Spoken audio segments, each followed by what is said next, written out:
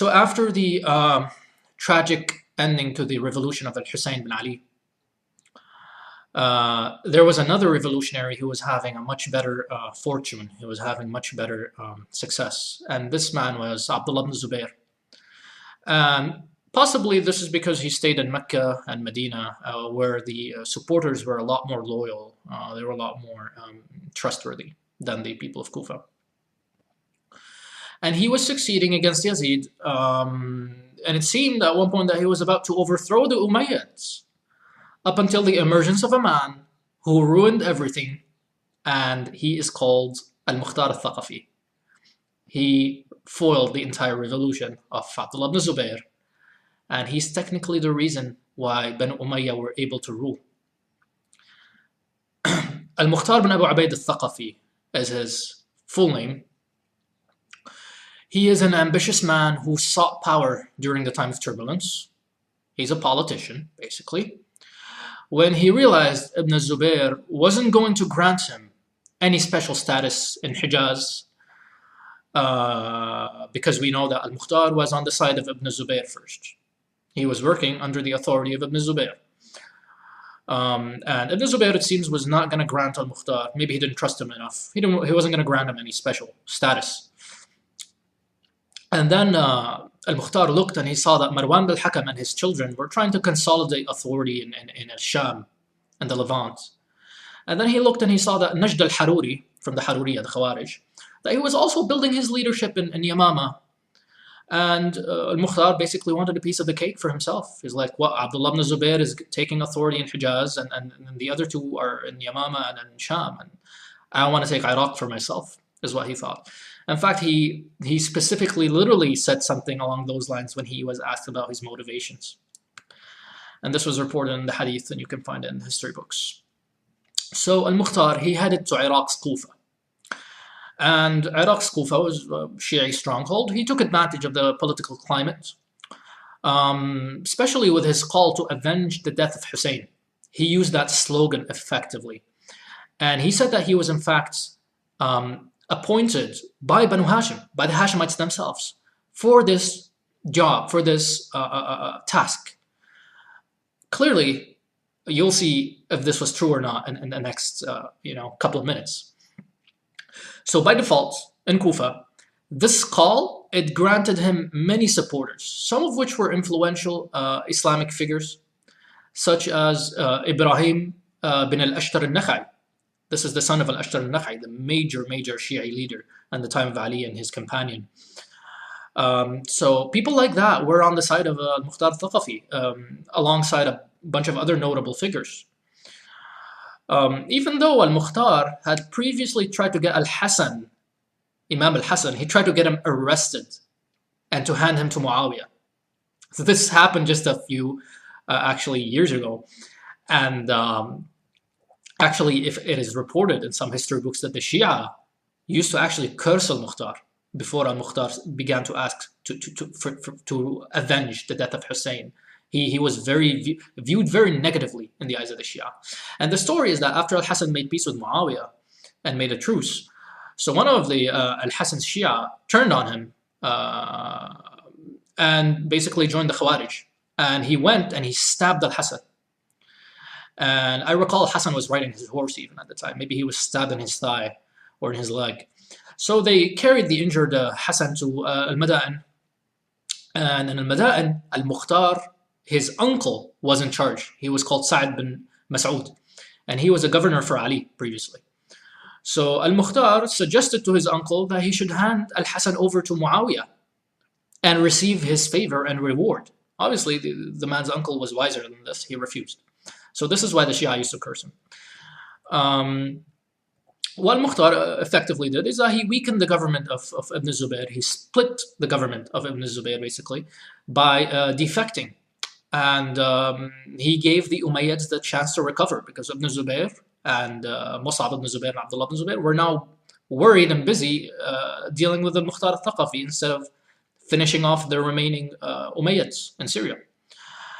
He also weakened another moderate Shia movement, which is a movement that is viewed very positively in history books, especially by historians of Al-Sunnah, and it's the movement called At-Tawwabun, from the Tawbah, from the word Tawbah, repentance, maybe the repenters in English. And this movement was led by Sulaiman bin As-Surad al-Khuzai. In Kufa, the original Shiites at the time were moderate Shia, as we previously said. They regretted turning on al-Hussein and letting him down when he really needed them. They established a movement to get revenge for Hussein's martyrdom, and this was before the coming of al-Mukhtar. So there was a movement that was taking place in Kufa even before al-Mukhtar arrived. Kufa's governor was loyal to Abdullah ibn Zubayr, and he did not object to the army to seek and punish Hussein's killers. He had no objections. Al-Mukhtar, however, when he arrived in Kufa, he began to downplay the significance of Ibn Surad's movement and tried to win the loyalty of his supporters by discouraging them from the man. And he's telling them, this guy's basically not qualified, and, you know, I'm your man, basically, not Ibn Surad al-Khuzai. And that weakened the Tawwabun quite a bit. Mukhtar's strategy was to take over Kufa and consolidate his power, then rule as the supreme leader of the Shia. This was his policy. This was his strategy. Whereas the Tawwabun, that Shia movement, they simply wanted to gather an army of noble Shia to march towards Bani Umayyah and defeat Ibn Ziyad, then grant authority to Banu Hashim. They believed, because they were Shia, obviously, they believed Banu Hashim were most deserving. So that was their plan. They had no plans of like occupying Kufa or taking leadership for themselves. So when the Shia of Kufa decided to make their move, al-Mukhtar waited patiently to see Ibn Surad's movement. What would it result in? Where were things heading? So he was patiently observing them. The Tawwabun, before they departed, they visited the grave of al-Hussein and began to cry and supplicated God. They began supplicating to God, oh God, you know, forgive us for what we did and for letting al-Hussein die and this and that. Now notice this. This was done by them, obviously, to raise their own morale and to get motivated and to give them the power, obviously. But this thing later became a Shi'i habit, visiting the graves of their imams. And it later mutated into the Shi'i practices we see today, where these people go and they hit themselves and they cry and they, you know, and they prostrate to the graves and they seek help from the people inside the graves, not from God. It became very deformed, this practice. So when the Tawwabun were instructed that when they were going to meet their enemies, they were instructed to do exactly as Ali did with his opponents, to not kill anyone with his back turned, nor to finish off the injured. And they were merciful because they viewed their opponents as Muslims. Since they were legitimate followers of Ali, they were not takfiris. They didn't make takfir on their opponents like the extremist Shia or the Saba'i Shia. So the Tawwabun met their opponents, and this is a long story short. Again, this is all in brief we're saying here. They fought valiantly and they perished.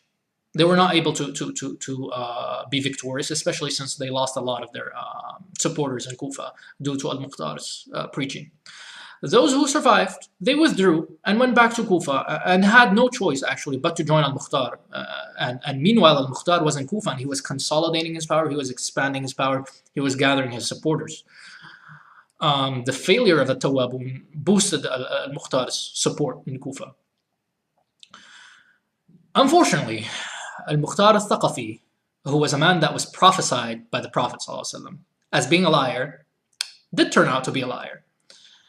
And he started to preach among his followers, among the Shia, that he receives revelations, that he can communicate with the angels, and that the angels were basically, you know, guiding him so that every move he is making, every political move is guided by these angels. Okay? And that won the hearts of a lot of these Shia, but a lot of the others had some issues with it. From the things that he would do, for example, is that he would promise his soldiers victory. He would promise them, like, in this battle, you shall be victorious. However, obviously, he didn't know the unseen, he didn't know ghaib. And so, sometimes they would lose. And when they would lose, they would return back to Al-Mukhtar and tell him, you told us you would win. You promised us victory. He would be like, that it appeared to God that you were going to win, but then it appeared otherwise. And this is the belief which is known as Al-Bada', and it was carried by the Shia for a couple of centuries. And they used it for whenever a prophecy doesn't really work out for them, because they were making up most of these prophecies. Obviously, one of the biggest occasions where this happened was that one of his generals was defeated by Mus'ab ibn Zubayr, after he had promised divine victory. Many early Shia held after him, and he basically he confused his Shia. He started quoting from the Quran the verses about nasakh, abrogation. And he started telling the Shia, no, this is just nasakh.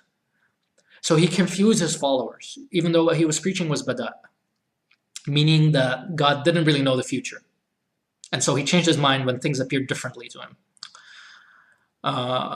Clearly, this is a deviant belief that most Muslims would never accept. From his other deviancies was the belief in the sacred throne, something called al-kursi. Okay, it's basically a chair. It's a piece of furniture, technically. And there's this chair which he decorated and claimed that was from Ali's treasures.